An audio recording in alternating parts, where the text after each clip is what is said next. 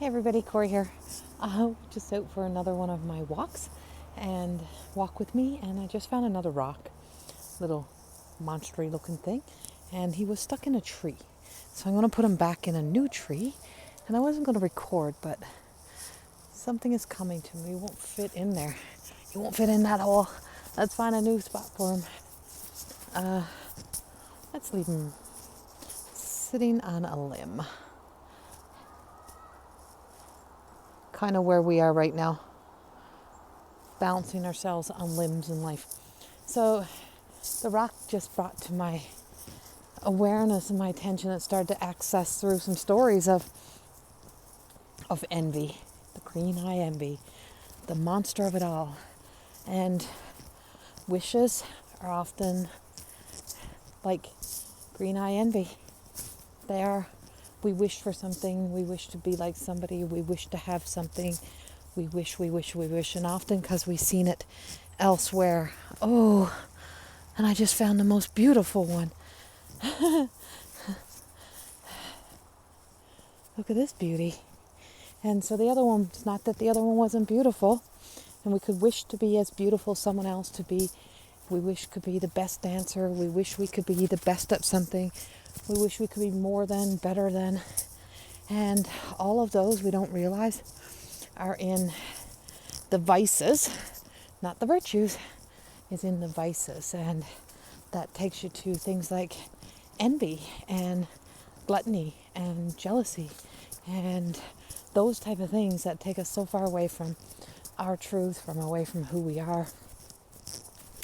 And when our wish becomes that's based on an envy, it often becomes a snowfall effect into something else, including making enemies with others or with ourselves, and we don't realize that that's what we're often doing. And so bringing that awareness today is really making me pay. That rock really, truly made me think of that. It was stuck in a tree, in an opening in a tree. So there's always a opening inside of us too, in our wishes and our desires, is that sometimes we are in that place that we awaken the monsters within, and when we wish someone else to do what we want them to do, we wish society to do what we want, is that we don't realize that sometimes what we want is going against what somebody else needs, or what somebody else is doing to really hold on to that last little string of dignity, self-respect, self-worth, and they're just hanging on. And so, they're probably envious that other people are in a different space, but something inside of them is just saying, no, this is not for me.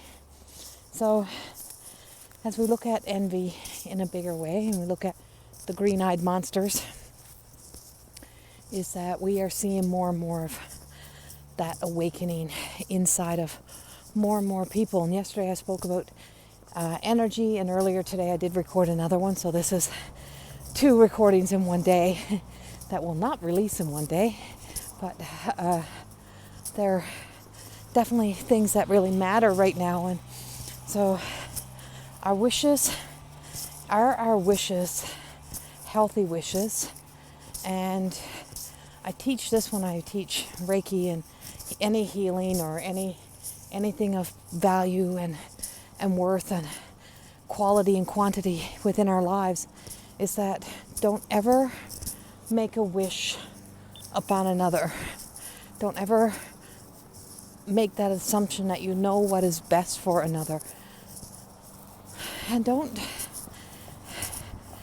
be so quick to jump into the thought of what's best for another based on the information you may be getting on your end. And whatever's happening on your end and whatever's in your life and impacts and affects your life may not be the same story for another.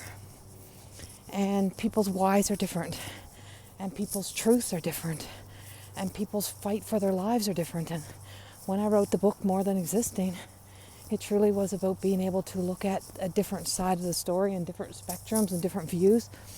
And sometimes, and we all come into that season or that time in our lives at different times in our lives, and we're not all there. And so, people maybe, you may be frustrated and you're speaking and talking up on deaf ears because people that you're wishing do what you want are equally as frustrated that you're not listening to them.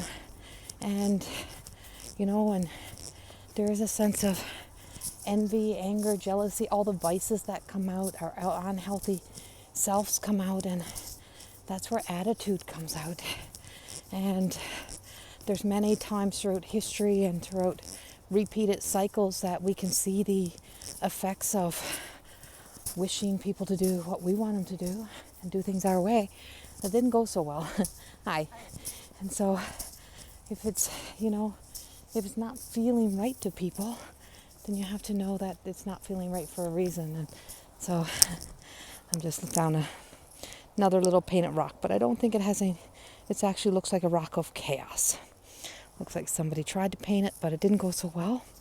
Red with smudgy yellow all over it. So your wishes is often trying to play God in somebody else's life, or trying to play God in how things are unfolding.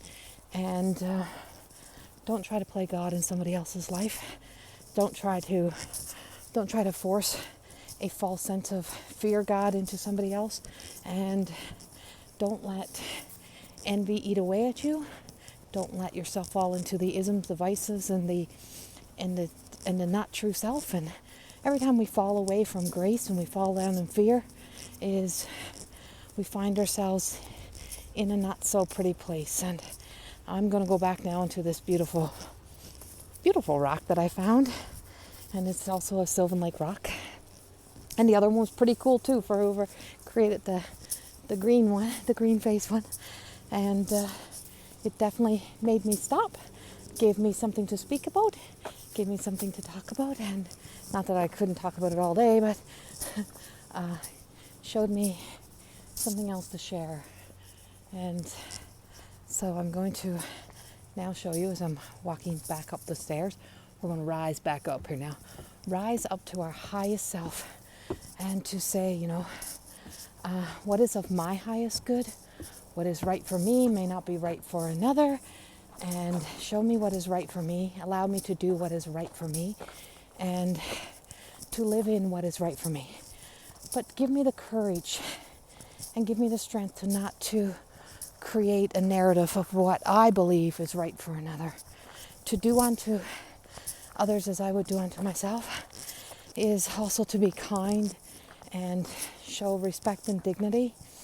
Have a sense of enough compassion that you can share enough without passing judgment.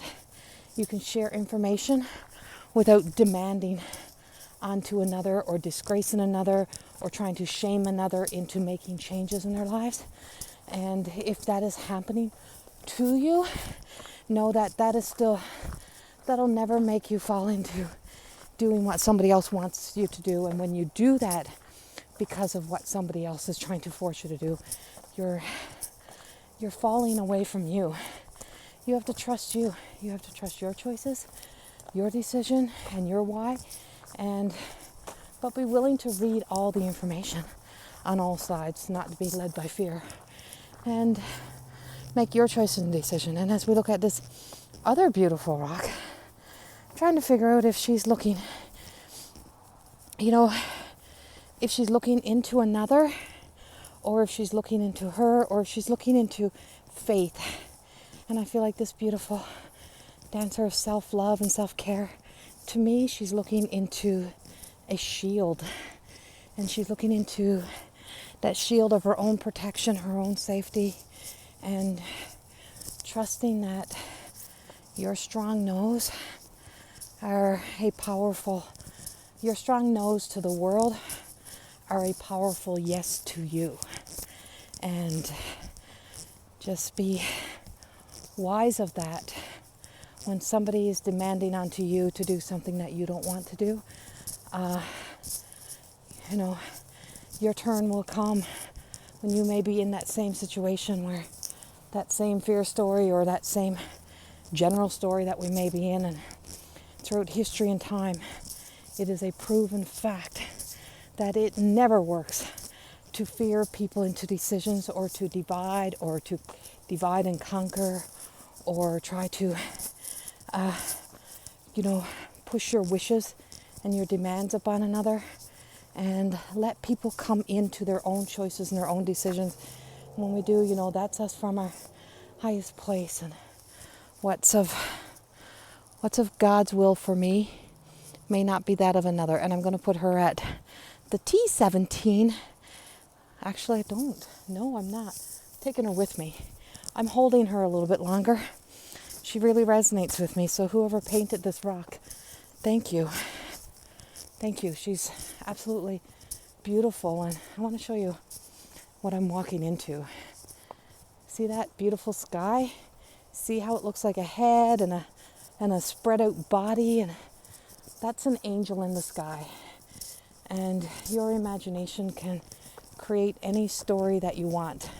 So it can create envy, jealousy, it can create the vices, the unhealthy place, or it can create inspiration. So just your story alone may be enough to inspire somebody without guilt or shame. Share your inspiration. Share your stories.